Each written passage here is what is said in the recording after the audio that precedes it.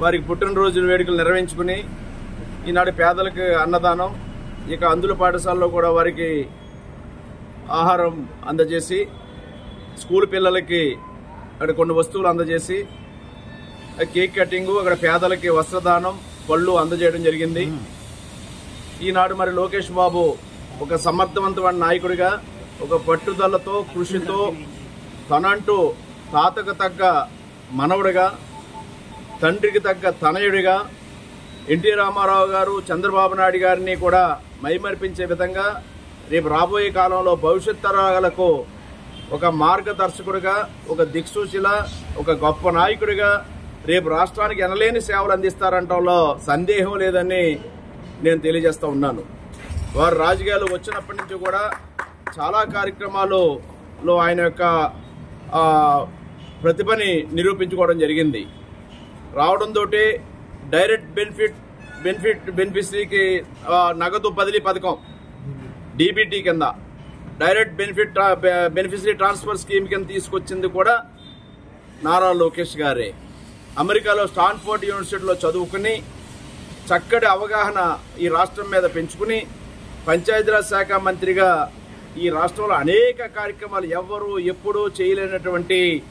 గ్రామీణ ప్రాంతాల్లో కార్యక్రమాలు, ఎల్ఈడి దీపాలు కానీ, సిమెంట్ రోడ్లు కానీ, డ్రైన్లు కానీ, లేదా అంగన్వాడీ బిల్డింగ్లు కానీ, మరుగుదొడ్లు కానీ, పంచాయతీ భవనాలు కానీ, శ్మశాన వాటికలు కానీ కట్టడం జరిగింది. ఆనాడు గొప్పగా రాష్ట్రంలో అనేక గ్రామాలు అభివృద్ధి చెందాయి. అదేవిధంగా కార్యకర్తల సంక్షేమ నిధి కింద కార్యకర్తల కోసం ప్రత్యేకంగా ఇన్సూరెన్స్ పథకాన్ని కానీ, ఈనాడు 1 కోటి సభ్యత్వాల పైన ఈనాడు రాష్ట్రంలో తెలుగుదేశం పార్టీ సభ్యత్వాలు నమోదయ్యంటే అది లోకేష్ బాబు గారి యొక్క ఘనతే.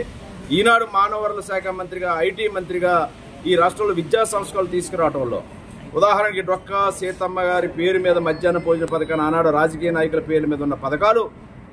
జగనన్న అనే పేరు మీద ఉండేది ఒక రాజకీయ నాయకుల పేరు ఉన్న పథకాలు,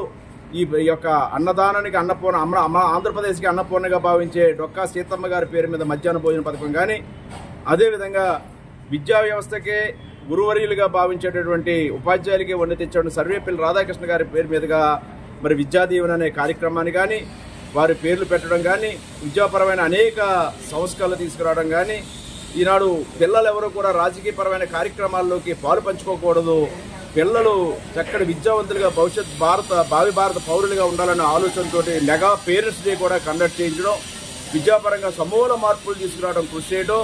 రేపు రాబోయే కాలంలో ఈ సత్ఫలితాలు ఇస్తాయి, పిల్లలకి ఎంతో మంచి భవిష్యత్తును అందించడంలో సందేహం లేదు. ఇటువంటి ఎన్నో ఆలోచనతోటి, సరికొత్త ఆలోచనతోటి, యువరక్తంతో, తనకున్న ప్రతిభతోటి, సామర్థ్యంతో ముందుకెళ్తున్నటువంటి లోకేష్ బాబు గారు రేపు భవిష్యత్ నాయకుడిగా, ఈ రాష్ట్రానికి తిరుగులేని నాయకుడిగా ఈ రాష్ట్రానికి మార్గదర్శకత్వం వహిస్తారనేది నేను తెలియజేసుకుంటూ, అది చంద్రబాబు నాయుడు గారికి,